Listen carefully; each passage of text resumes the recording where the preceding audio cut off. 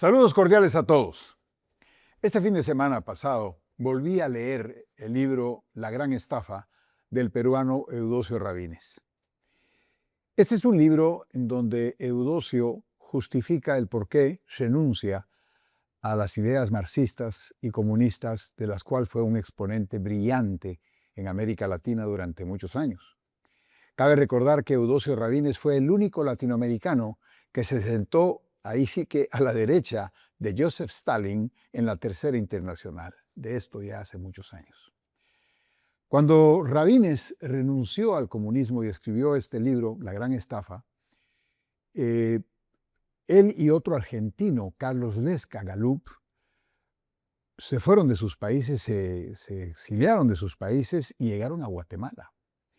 De hecho, Carlos, que fue el líder de las Juventudes Comunistas Argentinas y que fue torturado por la dictadura de Pérez Jiménez en Venezuela, porque iba a luchar en contra de la dictadura, llegó a Guatemala y se convirtió en mi tutor intelectual. Él me enseñó a leer. O sea, yo sabía leer, pero él me enseñó qué tipo de lectura, cómo aproximar los textos, cómo aproximar las ideas. Nunca podré devolverle el favor. Está enterrado en el panteón de mi familia, en Guatemala. Ese era el nivel de cariño y de cercanía que tenía con Carlos, que murió a los 90 años. Tipo, un erudito realmente. Rabines y él dieron clases en la Universidad Francisco Marroquín y durante el gobierno militar de Shell Laugerud, los servicios de inteligencia informaron al presidente que Rabines era un agente de los servicios secretos soviéticos y le pidieron a las autoridades de la universidad cancelar su cátedra. Rabines se exilió en México, donde murió casualmente atropellado por un vehículo en la avenida Reforma. ¿Por qué traigo a cuenta esto? El libro de Rabines, que es todo un relato en contra del marxismo, me trae a la columna de hoy, a la reflexión del día de hoy. Es una reflexión que va por la derecha, exactamente. Yo estoy sentado acá en un sillón rojo, el color preferido de la izquierda, simbólicamente, por eso lo escogí. Y ciertamente, vamos a hablar de la derecha. Y vamos a hablar de la derecha porque a mí en los últimos tiempos, como muchos de ustedes, nos ha llamado la atención el nivel de polarización política que se da en estos tiempos, en esta época que nos toca vivir. La verdad es que se ha vaciado de contenido a muchas categorías ideológicas, entre ellas la palabra derecha. La palabra derecha ha sufrido una transformación significativa en los últimos 15 años. Lo que históricamente representó una defensa del libre mercado, de la propiedad privada, de las libertades individuales y la limitación del poder estatal, ha sido absorbido por movimientos nacionalistas, xenófobos y autoritarios que utilizan el lenguaje económico liberal mientras fortalecen formas de concentración de poder político y económico.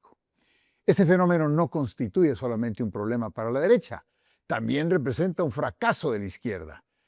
Sí, al identificar toda expresión de derecha con el fascismo o el autoritarismo, la izquierda contribuyó involuntariamente a que la extrema derecha monopolizara el significado público del término. En consecuencia, amplios sectores sociales abrazan estos proyectos políticos creyendo defender la libertad económica, cuando en realidad apoyan estructuras orientadas a preservar privilegios oligárquicos. La sociología política reconoce que las democracias necesitan pluralidad ideológica. La derecha constituye una corriente legítima, una corriente muy legítima entre los sistemas democráticos porque propone una comprensión específica sobre la organización económica y la función del Estado. Tenemos autores como el premio Nobel Friedrich Hayek, que visitó Guatemala, que sostuvieron que la libertad económica constituía un componente indispensable de las libertades civiles. Del mismo modo, otro premio Nobel, Milton Friedman, defendió que el libre mercado favorecía la innovación, la competencia y la reducción del poder concentrado en el Estado. Desde esta perspectiva, la derecha no equivale al desprecio por los pobres ni a la negación de los derechos humanos. Por el contrario, su propuesta consiste en confiar a la iniciativa privada el motor del desarrollo económico en la lucha contra la pobreza. Cuando esta tradición desaparece del debate público, como ha ocurrido, la democracia ha perdido uno de sus pilares fundamentales. Sin embargo, la derecha contemporánea no siempre responde al ideal con el cual se manejó toda la vida. Diversos movimientos han convertido el discurso del mercado en un instrumento de legitimación para proyectos profundamente autoritarios. Y lo estamos viendo en América Latina y en el norte de América. Estos gobiernos suelen defender únicamente ciertas libertades económicas mientras restringen derechos políticos. Al mismo tiempo debilitan instituciones democráticas, concentran el poder judicial y fortalecen redes clientelares. Y aquí aparece una contradicción fundamental.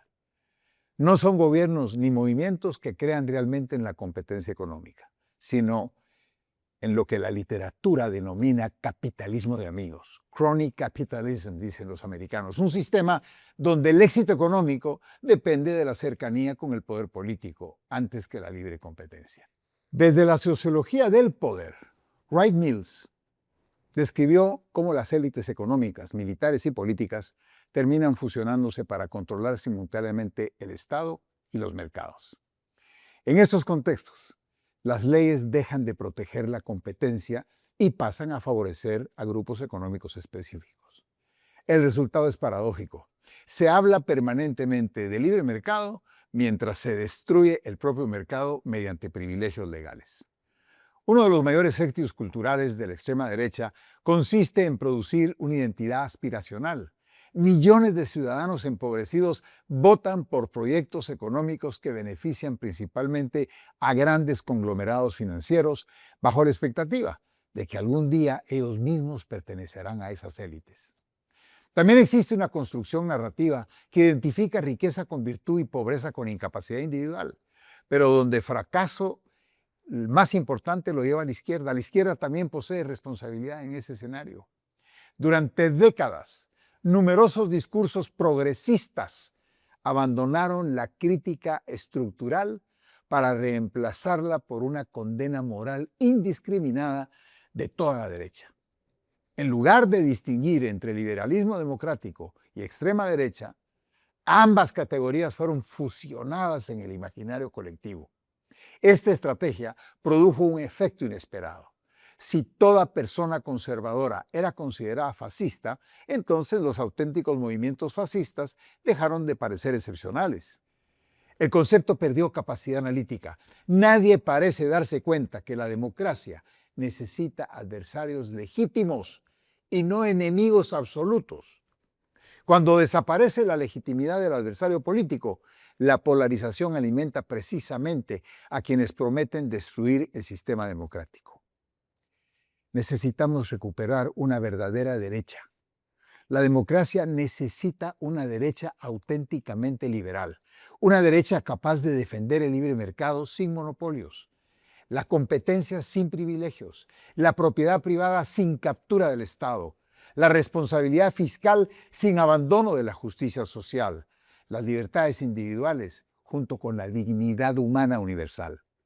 La crisis actual no consiste únicamente en el crecimiento de la extrema derecha, consiste en el vaciamiento conceptual de la palabra derecha. La tradición liberal clásica merece ser recuperada porque constituye una pieza indispensable del pluralismo democrático. La dignificación de la derecha no fortalece a la extrema derecha, por el contrario, le arrebata el monopolio simbólico de una tradición política que nunca debió ser reducida al autoritarismo, la xenofobia o la defensa de privilegios económicos. Reflexionemos sobre esto. De nueva cuenta, muchas gracias por la generosidad de escuchar estas reflexiones que semana a semana tengo el privilegio de compartir con ustedes. Hasta la próxima.